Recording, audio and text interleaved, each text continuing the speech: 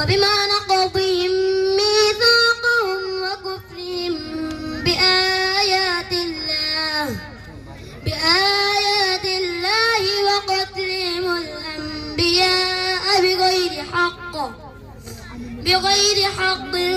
وقولهم قلوبنا غلف بل طبع الله عليها بكفرهم فلا يؤمنون إلا قليلا